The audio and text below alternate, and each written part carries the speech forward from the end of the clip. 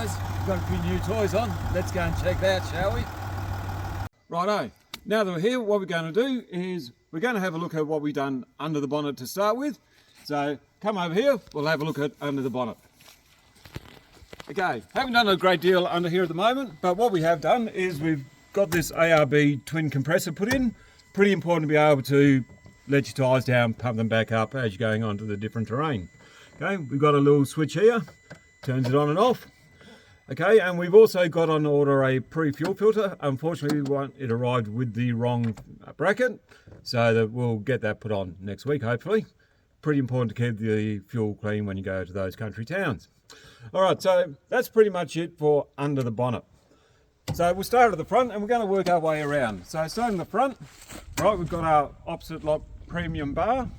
Right, great bar, full wrap around. It's a full bumper replacement, which means no cutting and dicing of the original bumper. Just pull off the old one, put the new one on. Now we've gone with the 3 hoops because the whole purpose of having the bull bar isn't just to chuck a set of spotties on to make it look pretty. It's there to protect you from skippy. Right, so guards your radiator, guards your lights, keeps everything under cover. But it also does support your aerials. So we've got a GME aerial for the new GME 2-way. All right, got it by Aussie made, always helps. All right, set of 9-inch road vision lights, just so we can see Skippy before we hit him. Okay, now the great thing about this bull bar is it's all designed for all the full tech pack. You've got your radar there, you've got all your sensors, and hiding under here, we've got our Runba winch. Okay, that's for when we come across those Toyotas and Nissans that are bogged out there. We can just pull up, lift the number plate, pull her out, drag them out of trouble. Okay, also one thing I do really like about this bar is these recovery points. On the last vehicle, the recovery points are under further, and if you're buried, it's a bit hard to get to them, but these are nice and easy to access, which makes life a lot easier for us.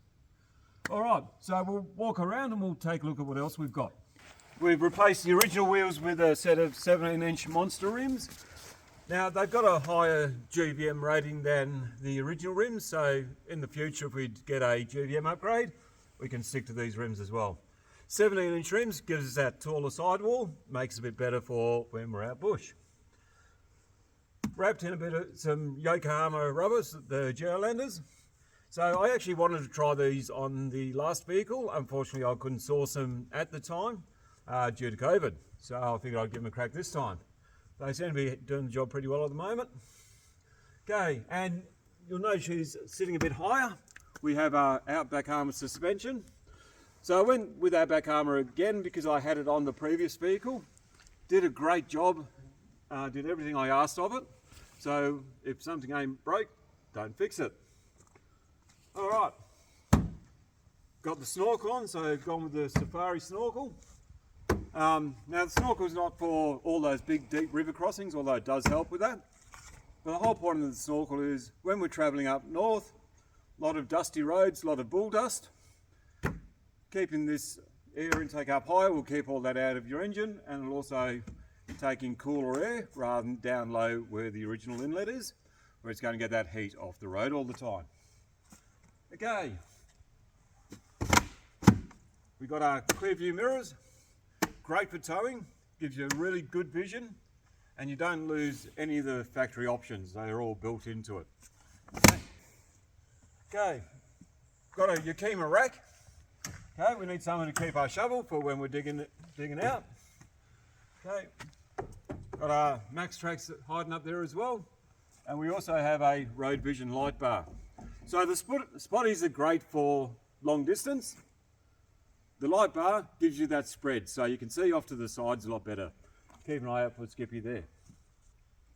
Okay, in the rear, to help assist the Outback Armour suspension, I've got a set of airbags. So the Outback Armour suspension, has got 150 kilo constant rate springs, and the reason I put that in is because in June we're going to be getting the rear end of the car fitted out with a set of drawers, got the fridge, all the tools going in there. So the 150 kilos suspension is going to fall the weight of that. But when we add the caravan on there, the airbags are going to help just keep everything nice and level as well. Walking around, now at the back you can see where we have the valves for the airbags, just put neatly up there. So the good thing about up there, as opposed to where they normally are, is they're not going to get all the dirt and dust and mud and stuff in them there. Got the Anderson plug for the caravan. We will be putting an Anderson plug for a solar input there as well when we do get the 12 volt system in the car. As we walk around, we'll finish off with one of my favourite pieces of equipment, the Bushwakka awning. Now this is actually off my old car, couldn't part with it, does a great job. We've had it up for a few years now, had it up in all sorts of weather conditions, nice and easy, takes bugger all to pull it out. That gives you plenty of shade. Now we've got 4 legs under it. We've never had to use them. All right, but if ever it does get extra windy, we can always have the option of putting them down, and we can peg it down as well. But as I said, it's been great so far, and we haven't actually needed to do that. All right, here we are, back to the front. Now a couple of things that we're still waiting on is the pre-fuel filter. And you'll notice I don't have any side steps. Now the side steps, I was debating with whether or not I should buy some rock sliders for it. I decided against it, and I ordered all the other stuff. Unfortunately, a couple of weeks ago, coming for a play, we took out the side steps. So now the rock sliders are on order. And I believe they're due in next week, so I'll have a bit of fun putting them on next week. So come back in the future, you can have a look at that. So that's everything we've got so far on the new car, and as we get any new parts put on, we'll let you know. And I am really looking forward to showing you the rear setup, but that's going to be mid-June hopefully that we get all that put in. So stay tuned and we'll get in a couple more videos between now and then. Thanks for your time.